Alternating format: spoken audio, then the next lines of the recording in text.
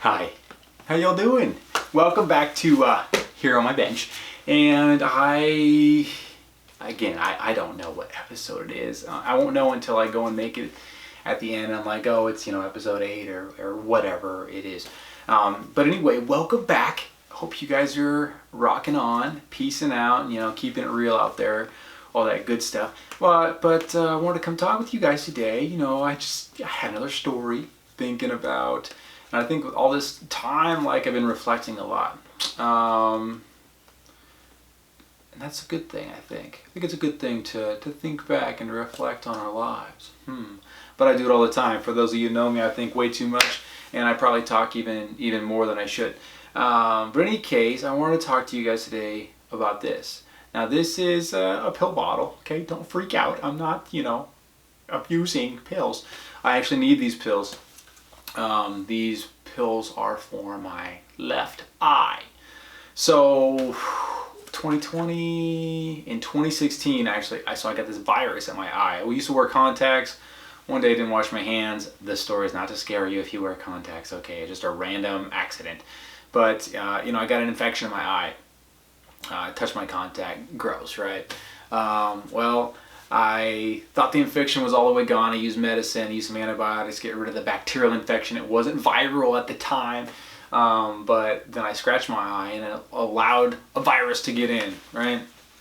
I got this virus in my eye, super gross, right? My eye was all red and inflamed and hurting, and it sucked really bad. And after it was kind of gone, there was scarring left in my eye. And what that means is that some of my eye is kind of blocked off just a little bit. And what I see in the world, especially when I look into lights, is like a little fuzzy thing around lights. It's like everything is glowing when I look just my left eye, and so I see shapes and colors really well, but I don't always see detail super well. And I remember kind of being sad about it.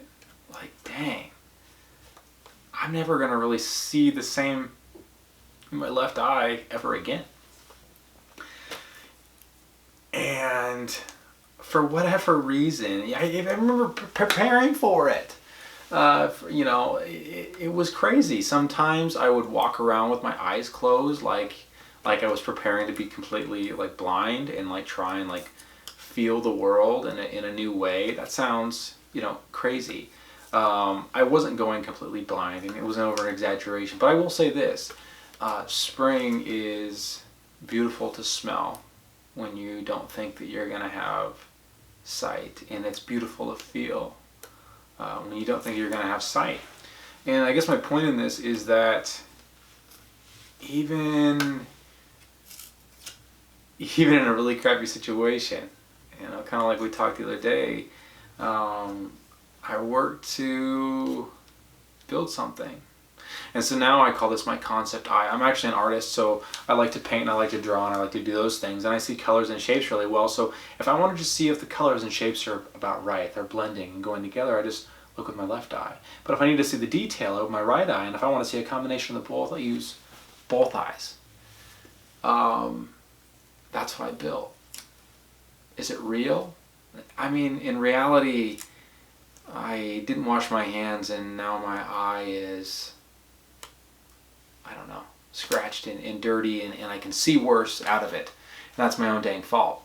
I could choose to just think like that, or for me, it's what an opportunity. What can I do with this eye that I now have that is kind of a crappy eye? Well, maybe I can draw better.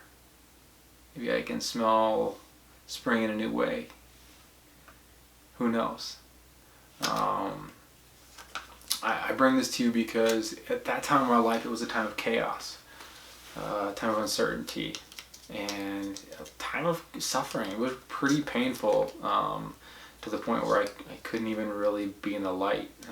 I was actually teaching at the time, and when my students left the room, I had to turn the lights off and just kind of crawled under my desk because it hurt so bad to have the lights on. And I could have just said, there's nothing I could have said. I take it back. There's nothing I could have said. I could have just been mad or upset or angry or whatever, but that wouldn't have done anything good for my students. It wouldn't have done anything good for myself.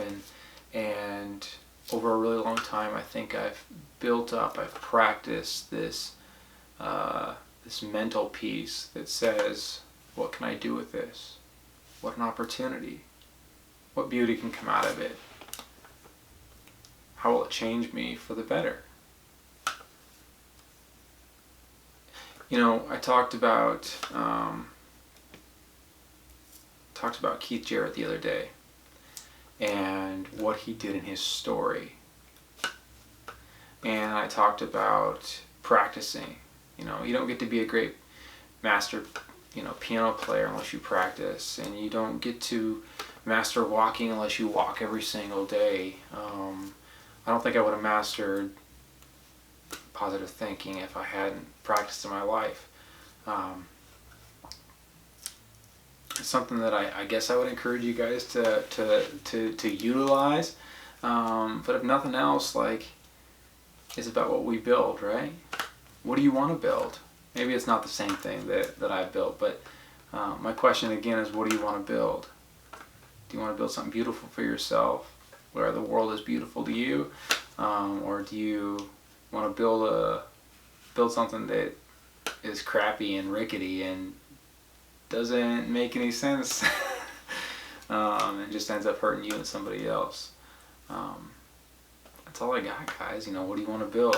I encourage you guys to keep thinking about that. Keep thinking about what is beautiful about you, how you show love in the world, and who you guys are. That's always my question for y'all. Thanks again for tuning in. I look forward to sharing more stories with you and talking with you more. And for now, though, peace out. Rock on.